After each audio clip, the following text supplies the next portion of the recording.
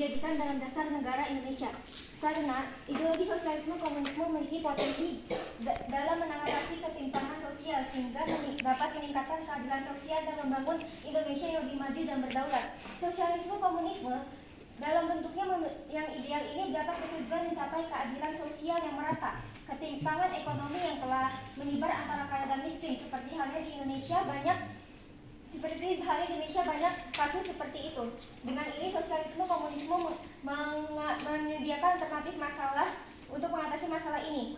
David Harvey dalam karyanya A Brief History of Neoliberalism memiliki kritik terhadap dampak negatif neoliberalisme yang menciptakan ketimpangan ekonomi. Harvey berpendapat bahwa sosialisme menawarkan solusi dan menekankan distribusi yang lebih adil terhadap negara. Yang kedua, sosialisme komunisme dapat memperkuat kedaulatan nasional Indonesia. Sistem ini dengan penekanan kontrol atas sumber daya dan sehingga kita dapat mengurangi ketergantungan pada negara asing dan memperkuat kemandirian ekonomi. Hal ini juga didasarkan gagasan ahli Noam Chomsky dalam hegemoni survival, yaitu kontrol negara atas sumber daya ekonomi ini dapat mengurangi ketergantungan pada negara asing dan memperkuat kemandirian ekonomi. Yang ketiga, sosialisme komunisme ini dapat menekankan perencanaan pada ekonomi terpadu dan berkelanjutan sehingga dapat meminimalisir eksploitasi dan memastikan pembangunan yang lebih memperhatikan aspek lingkungan yang terpadu dan kesejahteraan sosial. Eric Olin Wright dalam bukunya Envisioning Real Utopia, sosialisme dapat menciptakan masyarakat yang lebih berkelanjutan dan terpadu sehingga dapat menekankan perencanaan ekonomi yang berfokus pada kesejahteraan sosial dan perlindungan lingkungan. Jürgen Habermas juga menegaskan bahwa sosialisme dapat diimplementasikan secara demokratis dan melibatkan partisipasi aktif masyarakat. Dari sini dapat diambil kesimpulan dengan pendekatan yang demokratis, transparan, dan partisipatif, sosialisme komunisme dapat menciptakan Indonesia yang lebih adil, maju, dan berdaulat. Meskipun tantangannya lebih besar, perdebatan dan eksplorasi terhadap potensi ideologi ini tetap penting untuk mewujudkan cita-cita bangsa Indonesia yang lebih sejahtera. Selain itu, teori landasan filosofis sosialisme berakar pada Karl Marx dan Friedrich Engels yang menekankan pentingnya keadilan sosial, sehingga ideologi sosialisme komunisme ini dapat memberi Indonesia yang lebih sejahtera dan adil dalam menjalankan sistem ideologi politiknya. Selain itu juga, Jürgen Habermas juga dapat menjelaskan bahwa sosialisme ini dapat selanjutnya kepada kelompok kontra 3 menit. Terlebih dahulu 6 menit dimulai dari sekarang. Di sini saya ingin menyanggah perkataan dari Intan Riana bahwasannya dia menyatakan tidak setuju karena ideologi sosialisme dan komunisme ini cenderung berpotensi merugikan. Nah, di dalam hal ini saya merujuk pada teori Karl Marx yaitu manifesto komunisme.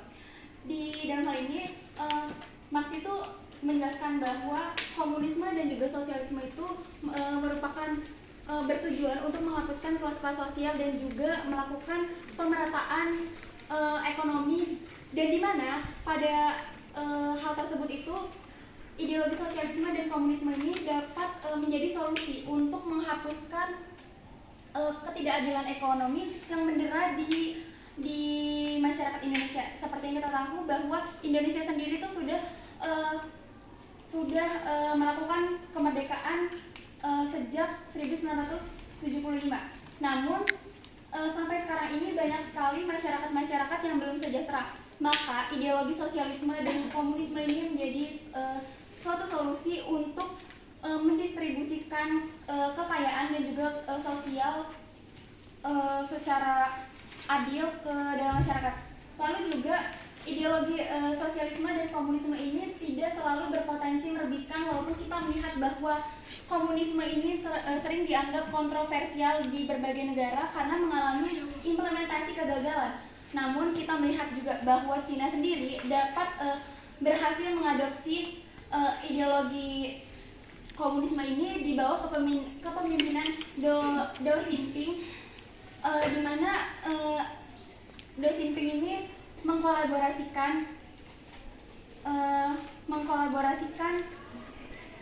ideologi komunisme ini dengan mencampurkannya ke dalam hal-hal yang Interupsi.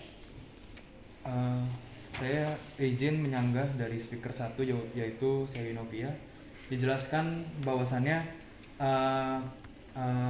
Indonesia menganut relevansi dari Indonesia yang menganut ideologi komunisme dan sosialisme. Di sini saya akan mempertahankan argumen tim kami sebagai tim kontra bahwasannya konkret yang terjadi pada Indonesia yaitu korelasinya. Interupsi. Di sini saya ingin menyanggah dari saudara Remal bahwasanya di sini Indonesia itu menghadapi masalah ketimpangan ekonomi yang signifikan, yaitu dengan kekayaan yang terpusat di segelintir orang, yaitu orang-orang yang memiliki kuasa.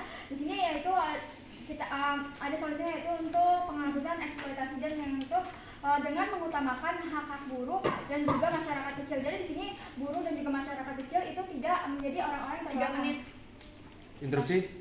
Di sini saya ingin menyanggah kembali dari tanggapan tim kontra yaitu Rianti. Dijelaskan di sini saya mengorelasikan pada berhubungan dengan urgensi pada negeri yang seharusnya bisa menjadi pertimbangan dari tim kontra. Dan di sini asas pluralisme dari Indonesia juga harus dipertimbangkan karena di Indonesia sendiri itu masih banyak sekali keberagaman dari suku, budaya, dan agama. Interupsi. Jadi di sini ada banyaknya keberagaman dari Indonesia, yaitu seperti budaya dan juga suku. Di sini juga ada solidaritas sosial, yaitu sosialisme yang mendorong budaya yang bergotong royong, yaitu sejalan dengan nilai tradisional Indonesia, yaitu musyawarah mufakat. Mungkin negara juga bisa dengan melakukan musyawarah mufakat untuk 2 menit. Interupsi.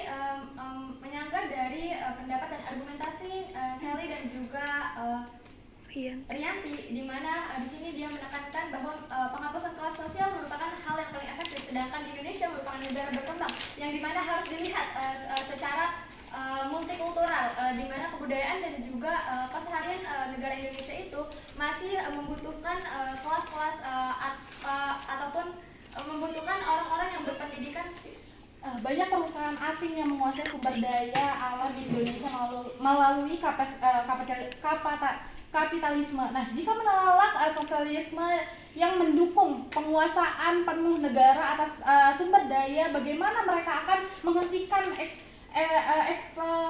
ekspektasi ini, dan bagaimana kesenjangan sosial yang semakin besar di Indonesia hanya sebagai kecil elit yang menguasai bagaimana besar kekayaan, apakah itu sesuai dengan nilai keadilan sosial? Saya akan menyanggah dari pendapat Algina bahwasanya ideologi politik sosialisasi dan komunisme tidak efektif dalam mengatasi masalah yang dihadapi oleh bangsa Indonesia, karena masalah seperti kemiskinan dan kesenjangan sosial tidak dapat diatasi hanya dengan ideologi politik tersebut, karena tidak akan mampu mengatasi.